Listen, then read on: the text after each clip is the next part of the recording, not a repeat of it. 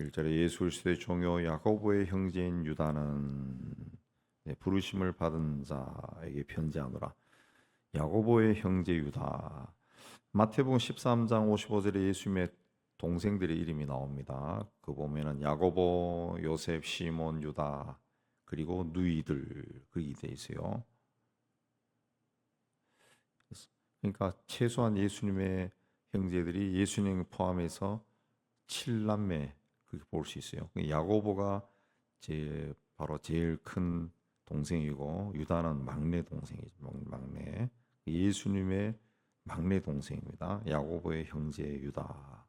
처음에는 야고보처럼 그 예수를 안 믿었다가 후에 이제 믿게 되죠. 그 교회의 지도자가 된 겁니다. 이 사람이 이제 초대교회 교인들인데 편지한 겁니다. 왜 그러냐면은 이단들에 대해서 그러니까 계속해서 이제 이단에 대한 이야기들이 많이 나와요. 서신서에 바울과 베드로 선서, 요한서에도 보면 계속 이단인데 그 당시 이단이 영지주의자입니다. 영지주의자. 영지주의는 말씀드린 것처럼 영혼은 선한데 육체는 악하다. 육체가 악하니까 하나님의 아들이 어떻게 인간의 악한 육체를 입고 세상에 올 수 있느냐? 그 성육신을 부인하는 거죠. 성육신. 그리고 육체가 악하니까 이 육체는 아무렇게나 해도 된다. 그래서 도덕적으로 문란한 생활을 하는 거죠. 그 3절에 보면은 단번에 주신 믿음의 도를 위하여 힘써 쌓아온 편지로 너희를 구원하여야 할 필요를 느꼈다. 단번에 주신 믿음이다. 예수께서 십자가에 죽으심으로 우리가 구원을 받았어요. 그 단번에 주신 믿음의 도죠.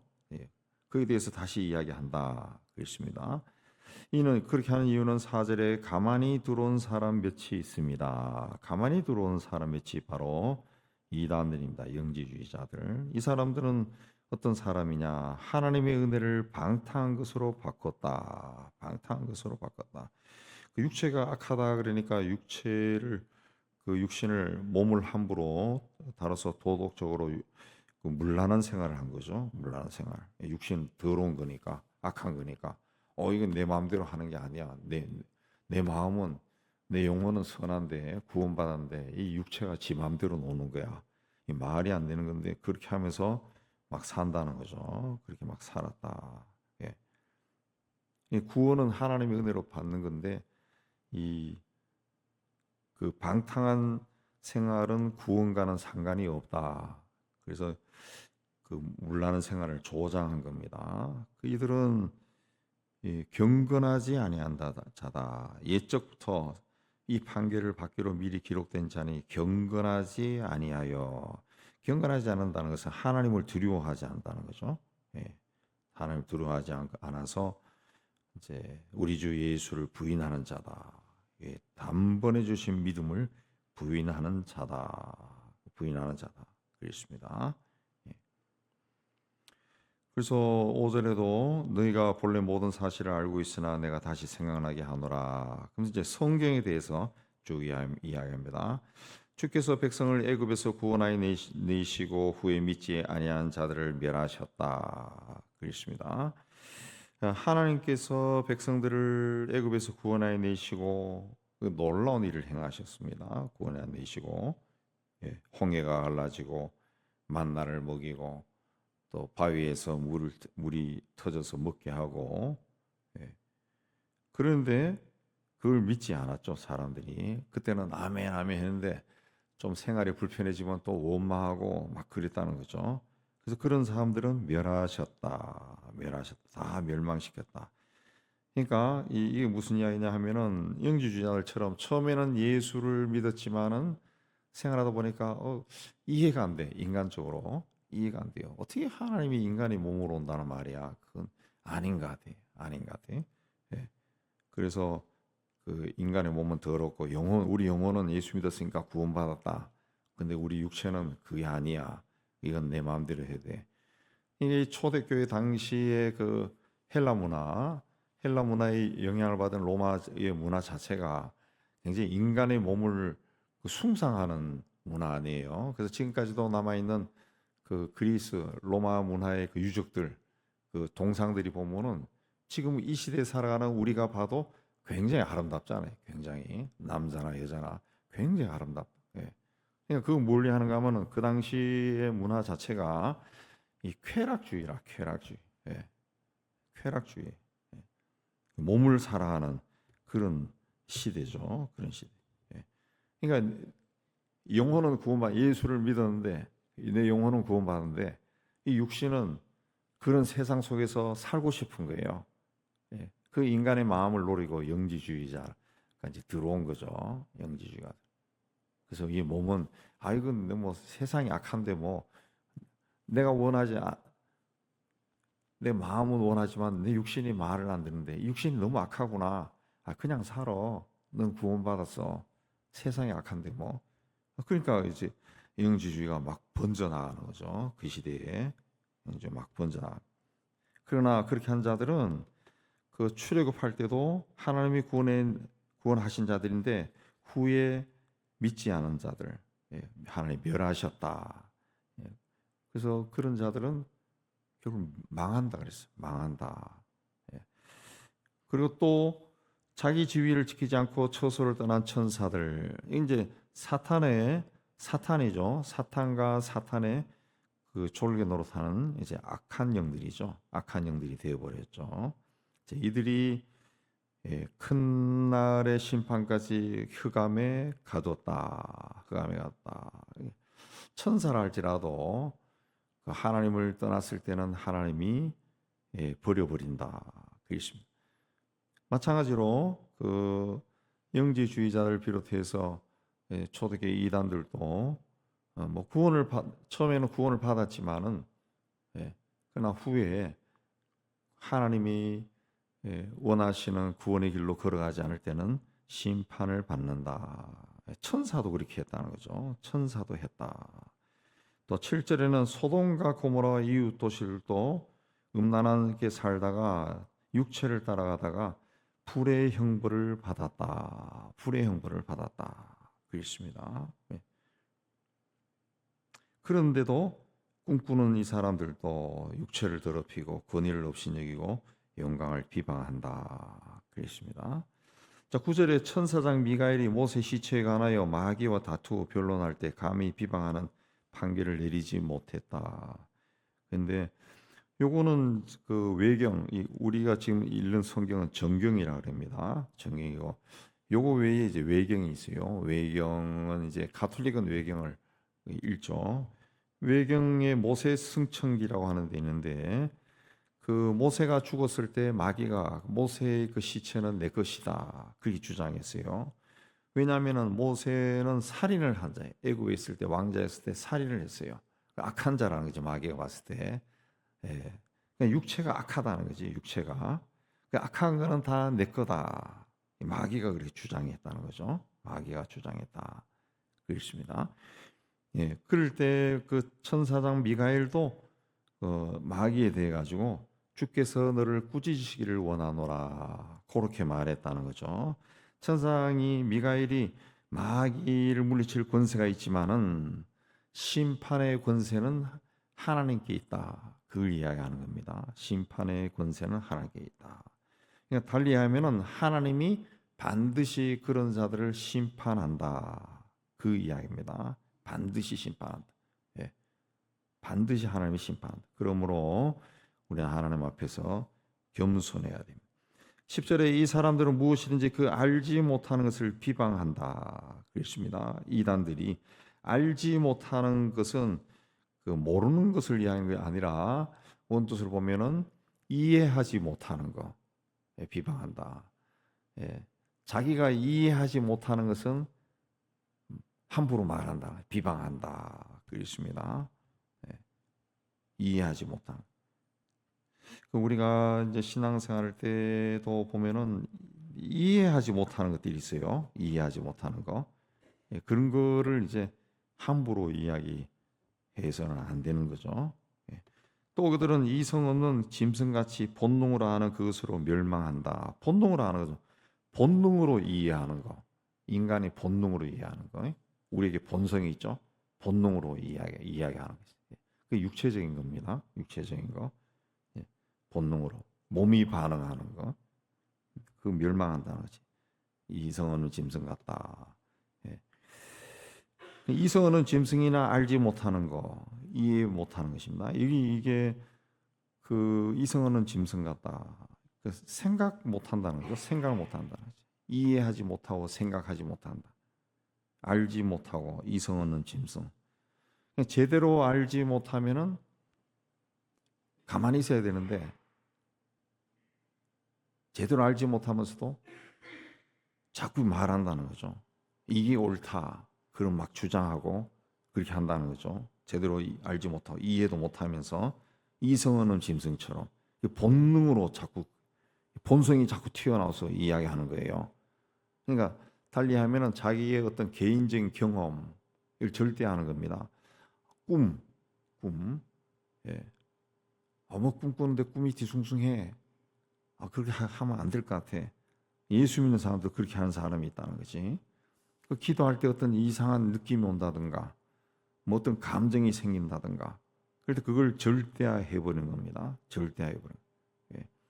그러니까 하나님은 굉장히 다양한 방법으로 우리를 인도하는데 그 한두 번의 그 경험으로 하나님을 절대시하고 자기에게 생긴 어떤 감성적인 경험을 절대시하면서 우쭐해 버린 거죠. 우쭐해 버린 거죠.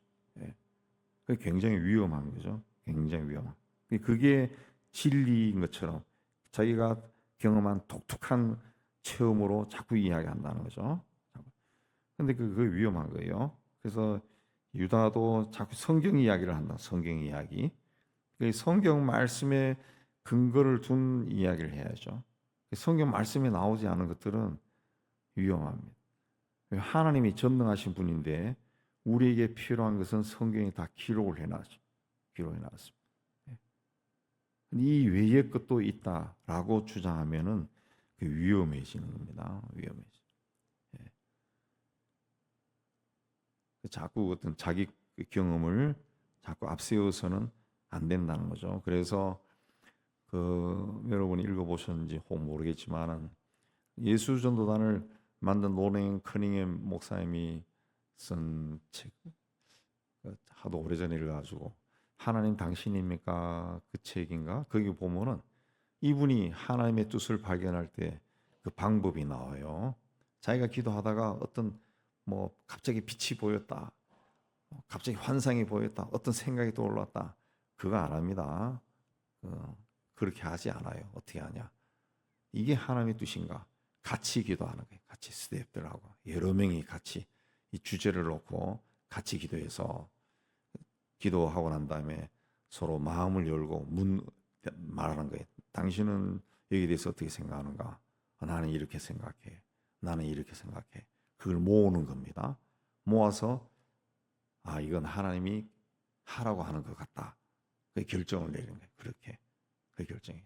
우리가 개인적으로 할 때도 똑같습니다. 예. 한 번, 두 번 특별한 경험한 걸로 이거 하나님의 뜻이다. 하나님이 기뻐하다. 그렇게 하면 안 된다는 거지. 그 일을 할 때 다른 사람과의 관계에서도 어떤 일이 나는가 그것도 살피고 그 다음에 또 더 깊이 기도하고 또 필요하면은 자기와 기도를 나누는 어떤 사람에게 부탁해서 너도 여기 대해서 한번 기도해봐. 이렇게 해서 좀 모으는 거죠. 모으는 거죠.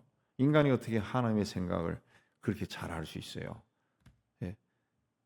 이단과 사이비가 나오는 교주들이 나오는 게 왜 나오느냐? 자기 경험을 절대화하니까 그런 거예요. 자기 경험을. 뭐 성경을 100번 읽으니까 뭔가 뻥 터졌다. 성경 100번 안 읽은 사람이 어디 있어요? 세상에 엄청나게 많을 건데 100번 정도 읽은 사람은 뭐 그럼 또 1000번 읽어야 된다. 1000번 읽은 사람도 굉장히 많아요. 굉장히 많아. 그 뻥 터지면 다 자기가 뭐 대단한 사람이 되는가? 그거 아니죠. 예. 그러니까 하니까 뭐 100번 읽고 몇 번 읽었다 해서 뭐 뻥 터졌다. 뭔가 하나님 특별 계시를 줬다 하면서 자기 경험을 절대화해 버리죠. 자기 경험을 절대하니까 결국 뭡니까? 하나님의 자리에 자기가 앉아버린 거예요. 자기가 앉아버린. 예. 그리고 하나님도 막 자기가 막 이 부하처럼 막 부린다고. 그 사탄이죠. 사탄이죠. 예. 예수도 통일교 문선명이도 예수를 막 동생처럼 막 이야기하고 막 그랬잖아요. 옛날에.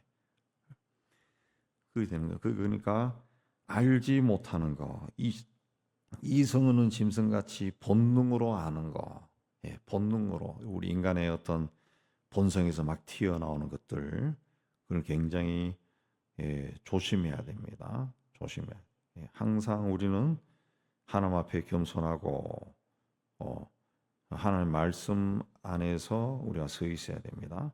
물론 내가 하나 특별한 경험이 있을 수 있습니다. 예, 있을 수 있어. 하나님이 주신 것일 수도 있어요.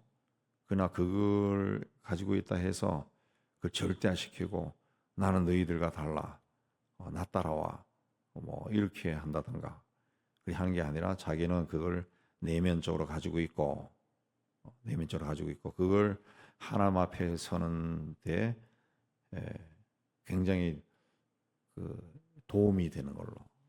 예. 하나님은 정말 살아계신 분이다. 예.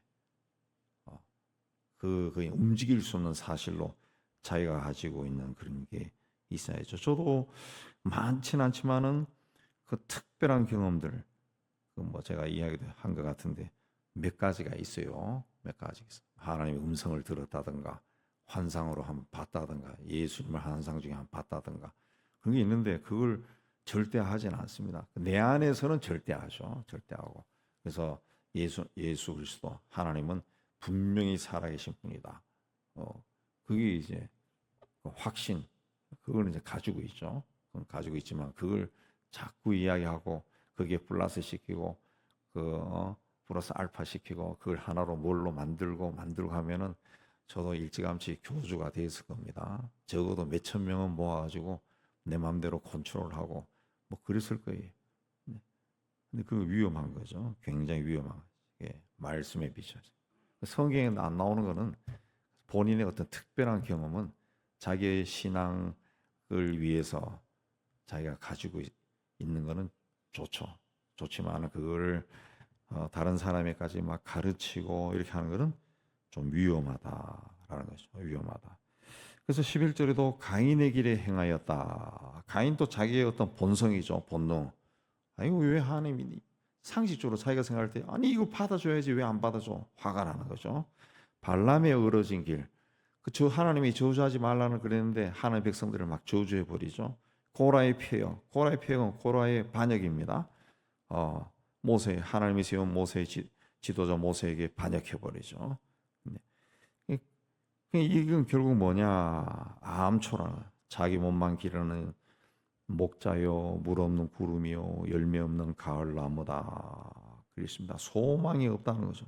바다의 거친 물결이요, 유리하는 별들이다. 아무런 소망이 없다. 그냥 현상에 지나지 않는다. 현상에 지나지. 이들은 다 심판을 받는다. 15절에 심판을 받는다. 그랬습니다. 그 15절 마지막 부분에 보면 경건하지 않은 죄인들이 주를 거슬러 한 모든 완악한 말로 말미암아 그들을 정죄하려 하심이라. 경건하지 않은 죄인들, 주를 거슬러 한 모든 완악한 말, 이 완악한 말, 악한 말들을 많이 하죠. 사이비 이단도 그러고 우리 교인들 중에도 뭐 말을 함부로 하는 사람들이 많다고. 경건하지 않은 사람들. 예수 믿는다고 하면서도 세상에서 보면 막 말을 막 함부로 하는 사람들이 있어요. 또 이 예수님에 대해서도 막 자기 성질을 못 견디면 어느 날 막 말이 함부로 튀어나온 사람들이 있어요. 그거 굉장히 안 좋은 겁니다. 그들을 정죄한다는 거죠. 정죄한다. 이들은 원망하는 자, 불만 토로하는 자, 정욕들 행하는 자라.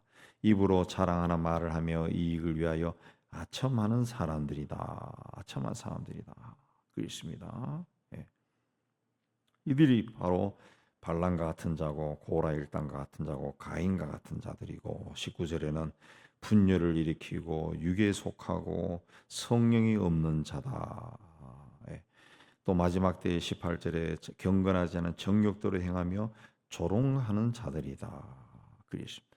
저희들이 12절에 암초요 몸만 기르는 목자요 물 없는 구름이요 열매 없는 가을나무요 바다에 그친 물결이요 유리하는 별들이다. 그랬습니다. 아주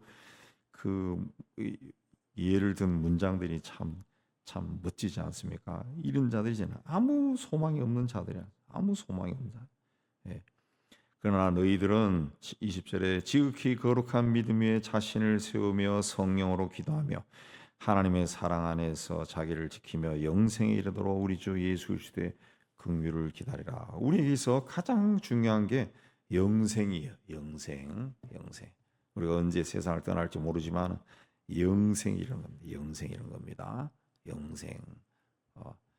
아마도 앞으로 뭐 100년 정도면은 세상에 존재하는 사람 하나도 없습니다. 우리 눈에 보이는 사람들 아무도 없습니다. 어쩌면 우리 눈에 보이는 건물들도 앞으로 100년 후에는 하나도 없을 거예요. 예, 아파트 보세요. 30년 지나면 다 새로 짓지.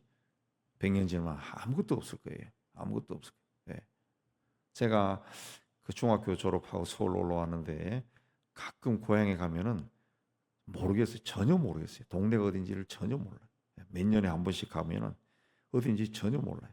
거기 남아 살던 친구들이 차에 태우고 돌아다니면서 여기가 어디야 해야 기억이 나지. 왜? 다 뜯어 고쳐가지고 길도 새로 나고 뭐 옛날에 어떤 아파트도 막 있고 전혀 몰라요. 전혀 모릅니다. 1년에 한 번이나 갔으면 모르지만은 몇 년에 한 번 가면 전혀 모릅니다. 예. 그렇게 세상이 변하는 겁니다. 가장 중요한 것은 영생이라는 거죠. 영생입니다. 영생에 이르도록 예수의 긍휼을 기다리라. 예수의 긍휼을 기다리라. 예수님이 나를 불쌍히 여겨주는 그런 마음을 가지도록 살아라. 그랬습니다. 우리도 이런 자꾸 이단 사설에 잘못된 것에 빠지지 말고 하나님 말씀 위에 그 말씀이 이해가 안 되고 그렇게 해도 계속 그렇게 하는 겁니다. 읽는 겁니다. 계속 읽는 거예요. 어떤 분이 그 쓴 글 보니까 그 나오더라고요. 오래전에 영국의 어떤 그 신문에 어떤 신자가 그 글을 썼어요. 자기가 30년 동안 교회를 다니면서 목사님 설교를 들었는데 지금까지 기억나는 설교가 하나도 없다. 목사님들이 좀 설교에 좀 힘을 쏟아야 될 것이다. 그렇게 했습니다. 그 글을 보고 어떤 사람이 또 글을 올렸어요. 자기가 자기 아내하고 30년 동안 살았는데 아내로부터 하루 세 끼 음식을 먹은 게 2만 몇천 그릇인데 아내가 그때 나에게 그 음식을 해줄 때마다 해준 그 반찬이 뭘 먹었는지 하나도 기억이 안 난다. 네. 내가 아내를 사랑하고 아내가 그렇게 나를 위해 그렇게 음식을 많이 해줬는데 뭘 먹었는지 하나도 기억 안 난다는 거지. 예, 하나도 기억 안. 그러나 내가 지금까지 건강하게 살아있는 것은 아내가 나를 사랑해서 해준 그 음식 때문에 내가 이렇게 건강하게 살아있는 거다. 마찬가지로 내가 지금까지 이렇게 건강하게 신앙생활을 하고 있는 거, 예수를 사랑하고 교회를 나오고 하는 것은 목사님이 30년 동안 나에게 설교를 했기 때문에 그 설교를 들었기 때문에 이렇게 건강하게 살아가는 것이다. 그랬습니다. 우리가 옛날에 콩나물 집에서 키울 때 그 콩 놔두고 계속 물을 붓잖아요. 그 어렸을 때 그게 너무 신기했다고. 근데 콩나물이 쭉쭉쭉 자라가지고 막 이만큼씩 자란다. 키가. 뭐가 있어요? 아무것도 없어. 물을 뿌리는데 물이 쭉쭉 내려가면서 콩나물이 자라는 거예요. 말씀이라는 것이 그렇습니다. 내가 몇십 년 예수 믿고 성경을 그렇게 읽는데도 기억나는 성경 구절이 하나도 없어.